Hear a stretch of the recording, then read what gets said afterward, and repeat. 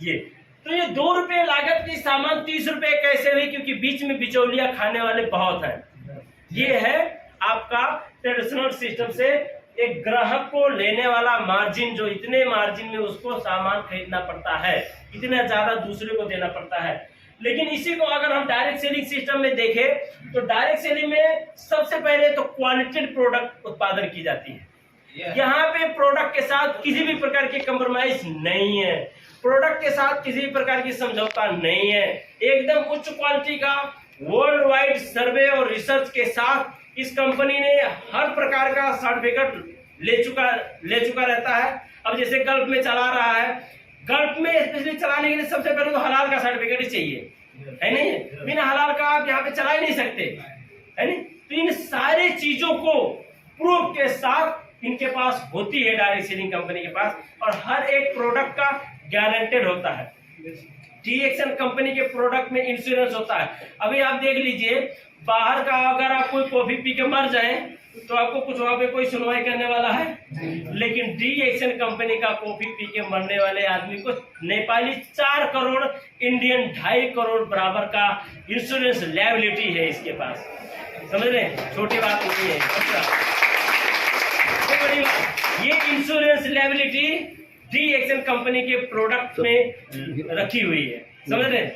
तो ये अब इसमें क्या कैसे काम करता है? डायरेक्ट सेलिंग डिस्ट्रीब्यूशन में क्या है कि 10 रुपए के लागत में अगर कोई सामान कंपनी में पूरा खर्चा, उसका पैकेजिंग, उसका प्रोसेसिंग, सब कुछ पूरा खर्चा अगर 10 लाख रुपए में बना है तो आपके पास आते आते 10 रुपए में ही रहेगा।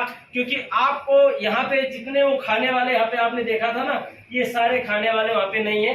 यहाँ पे क्या है, टीएक्सएन में क्या है, डायरेक्ट कंपनी टू कस्टमर।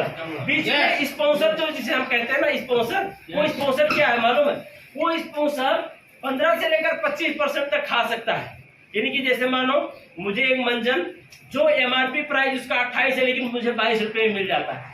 अब मैं ग्राहक को ले जाकर 28 रुपए में दे रहा हूँ, 6 रुपए मैं कमा रहा हूँ। लेकिन अगर वो ग्राहक चाहे कि नहीं, मैं तुम्हें 6 रुपए फायदा नहीं दूंगा, तो उसके पास ये अपॉर्चुनिटी है कि वो 22 में भी खरीद सकता है। यहाँ पे है ये सुनो।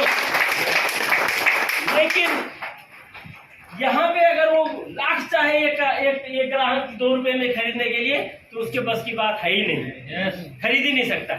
समझ रहे हैं आप? ये दोनों में फर्क है। अब दोनों ये कस्टमर के लिए हो गई। अब हम जानेंगे दोनों में अगर हम बिजनेस करते हैं तो क्या फायदा है। ट्रेडिशनल सिस्टम में अगर आप बिजनेस करते हैं तो आपको क्या चाहिए? सबसे पहले एजुकेशन, है नहीं? अरे भाई कितने रुपए का सामान लिया, लिख लो खाते में। अच्छा तो 5 बिस्किट, ये लिखना तो चाहिए। क्या लिखोगे खाता में जब कुछ पढ़ा नहीं रहोगे तो, है नहीं? कोई कहेगा ओ चोकोबेरी देना, आपको पढ़ना ही नहीं आता चोकोबेरी क्या है, तो कैसे दोगे, है नहीं? सारा चीज मिक्स रखोगे, नमक, तेल, हल्दी, मिर्चा, सब कैसे पता चलेगा? तो कुछ तो एजुकेशन चाहिए, यानी कि अनिवार्य हो गया। बिजी टाइम बिजी रखना पड़ेगा। अगर आप इस तरह से मार्केट कोई करना चाहते हो तो सुबह से लेकर शाम तक, सुबह ये थोड़ी है कि नहा धो के 9-10 बजे तक अपना आराम से निकलेंगे, ये थोड़ी है। सुबह आँख खुली की दुकान खुला, ये नहीं है कि दूसरा कुछ खुले, पहले आँख खुली की दुकान खुला, ये होना चाहिए। और आँख जब लोगों की बंद होने लग जाती है, यानी कि जब लोग सोने लग जाते हैं, तब बंद करनी है दुकान। कितना लंबा टाइम, यानी कि बिजी टाइम, रिश्तेदारी कितनी छोड़ जाती है, दोस्तों की शादी कितनी छोड़ जाती है, बहुत सारी अपॉर्चुनिटियां। हमसे ज्यादा परदेशी तो वही हैं जो एक दुकान खोल के बैठे हैं। समझ रहे आप? हमें लगता है क्या हैप्पी लाइफ है, माला पैसा है, लेकिन सारा समय बर्बाद है उसका। वो घूमने भी, उसको अगर काठमांडू घूमने भी जाना है तो अच्छा खासा सोच समझ के तब जाना पड़ेगा, ठीक है? ऐसा हाल है। उसके बाद में अगर आप ऐसा कोई बिजनेस करना चाहते हो, एक सुटेबल प्लेस चाहिए जहां पर वही नहीं खोल सकते, है कि नहीं? सुटेबल प्लेस चाहिए, लार्ज इन्वेस्टमेंट यानी कि ज्यादा लगानी चाहिए। ये 10-20 हजार रुपए में ना 300 रुपए का सामान खरीद के कहीं कोई बिजनेस कर पाएगा? आपको शटर ही नहीं मिलेगा 300 रुपए में, और तो है कि नहीं? और भी सामान लाके भरने की तो बात ही छोड़ दीजिएगा, तो नहीं होगा। उसके बाद में सुटेबल प्रोडक्ट चाहिए, एक ऐसा प्रोडक्ट चाहिए जो लोगों में जब आप बेच रहे हो तो वो उनको आवश्यकता हो, है नहीं? अब आप लेके एफएम रेडियो बेचोगे तो कौन खरीदेगा? तो मोबाइल में ही एफएम कोई खरीदेगा? तो सुटेबल प्रोडक्ट चाहिए, नहीं चाहिए?